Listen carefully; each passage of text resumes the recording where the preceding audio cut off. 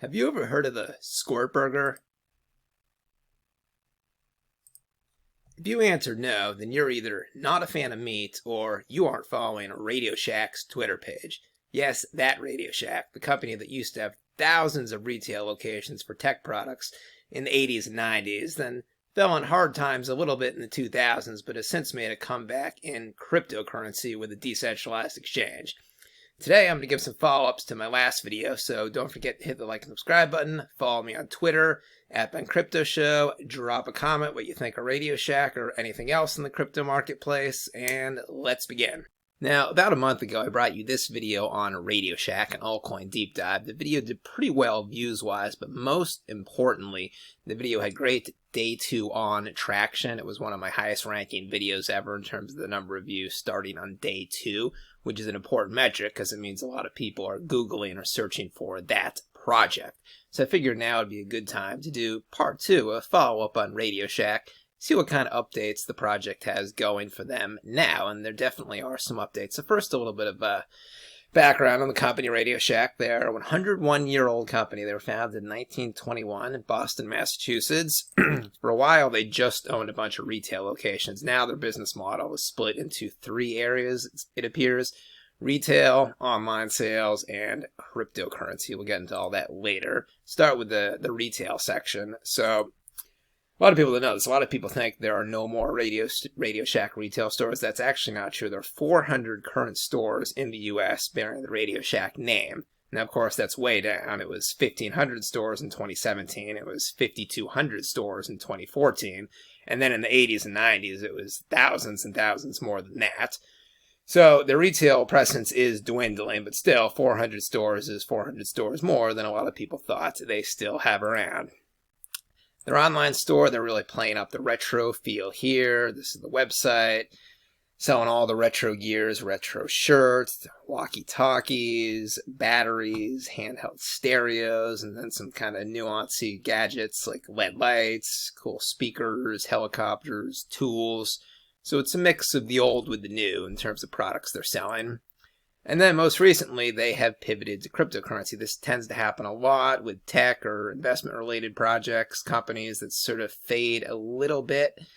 They make a second coming, a comeback in crypto, and that is what Radioshack has done. About 7-8 months ago, they launched their crypto decentralized exchange platform, the Crypto DEX. Here's what it looks like here. It's just a regular sort of cross-chain swap mechanism, platform, DEX, whatever you want to call it. So they have a bunch of coins on there. The coins fall under 4 different blockchains. It's coins on Ethereum, Polygon, Binance Smart Chain, and Avalanche. So most of the big blockchains, they've got USDC, they've got the Radioshack coin, ETH coin, obviously, ELK, a bunch of other small altcoins that I haven't really heard of. So they appear to have several dozen altcoins available for trading and swapping on their DEX. And the company, they were hitting the ground hard. Back in June, they went to consensus. They were promoting it hard. Appears that it has been successful. About 10,000 total traders have used Radioshack, and this was as of 2 months ago. And they've accounted for about 50 million in total trading volume. So now it's even more than that, because that was 2 months ago. On the 10,000 traders, it's more than that now. But this is a good stack, because it means it wasn't just like 2 or 3 whales who accounted for the entire 50 million trading volume. It was a bunch of different small traders. So it does appear that it's gaining some traction in terms of its use case as a DEX. And then other recent company, sort of broader company history, they were bought in 2020 by Tai Lopez. He is a very well-known YouTube influencer. He has sort of a get-rich-quick kind of style. Some people might not like, but he's successful. He's worth a rumored $65 million. So, he's doing something right, obviously. One of his first orders of business was to hire this guy here, the new CMO, Abel Kazor, obviously kind of a younger-looking guy here. Appears that they kind of wanted to move away from the older generation sort of classic feel of Radioshack with this hire.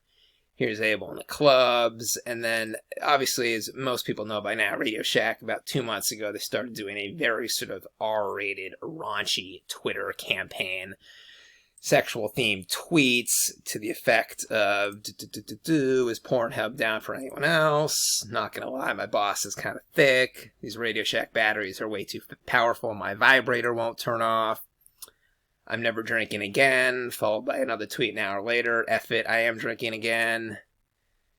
This one here, maybe my personal favorite, this free seafood buffet from the Exxon gas station is the business, followed by an hour later, a tweet from the emergency room, do not eat the free seafood buffet from Exxon.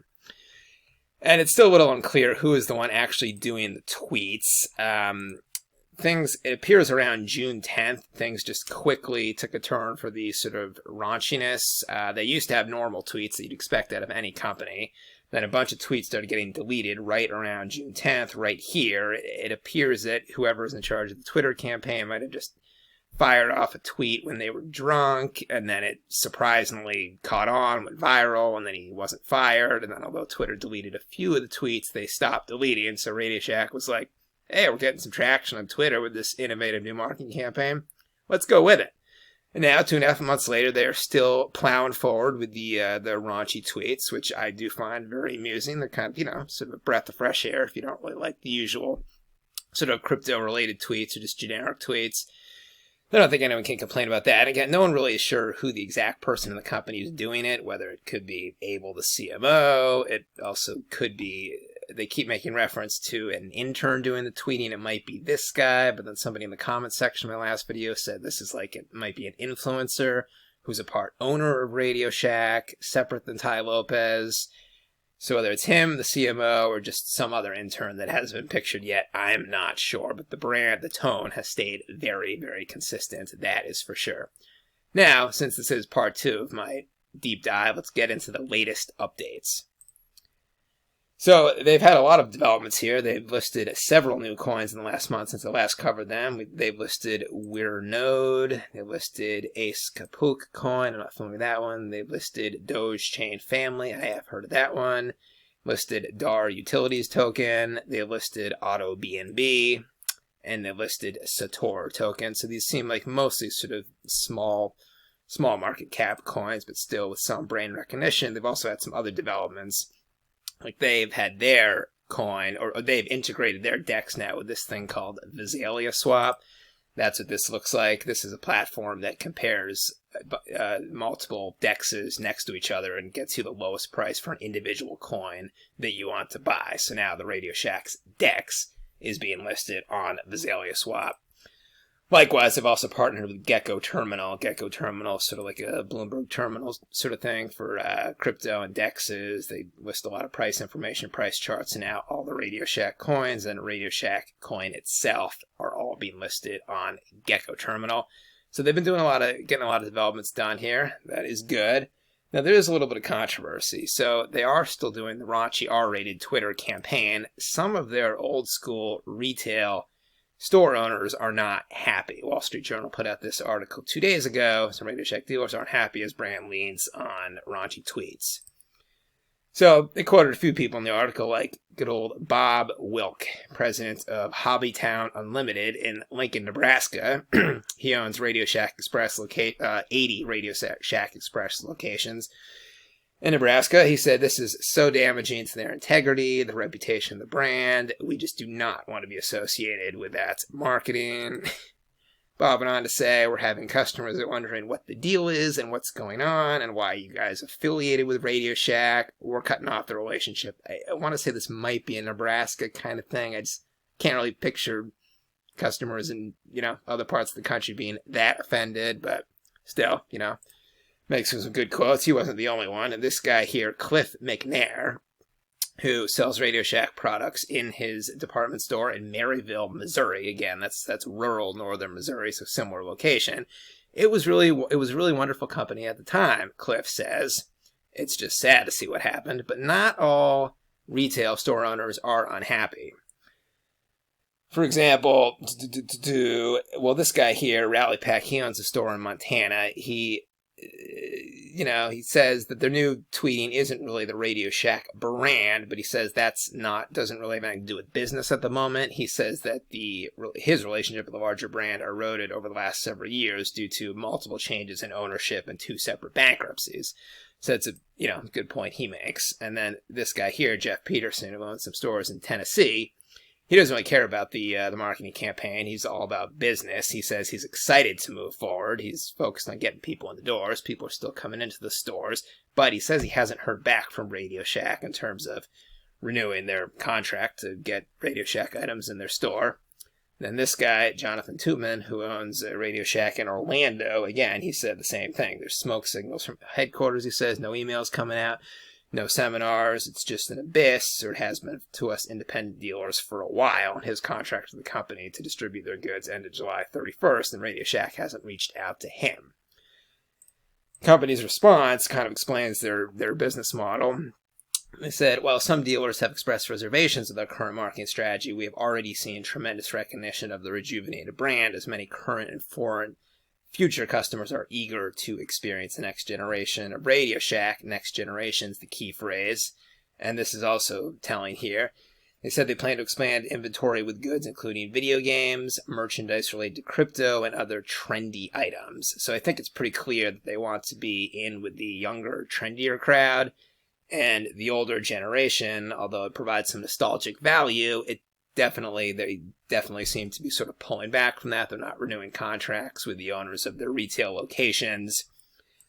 So, like Bob Wilk from in Nebraska, I just don't know if this is the fate. He might be kind of the older generation, I say. They're kind of sort of that they want to detach themselves from. So it appears, they're trying to hit younger customers. They might be slowly pulling away from the retail business, and they're in cryptocurrency partially, for revenues, but mostly just to stay trendy, cater to the younger crowd, which is, very effective. Crypto is a trendy crowd, so that's a good business strategy in my mind. So that's it. Just wanted to give a little follow-up here. Part 2 on Radio Shack Deep Dive. Leave comments down below what you think of Radio Shack. Any other altcoins you want me to do a presentation of, or anything you thought about this video. I love hearing your feedback. Be back on Monday with a new episode. Ben Crypto signing out. Later.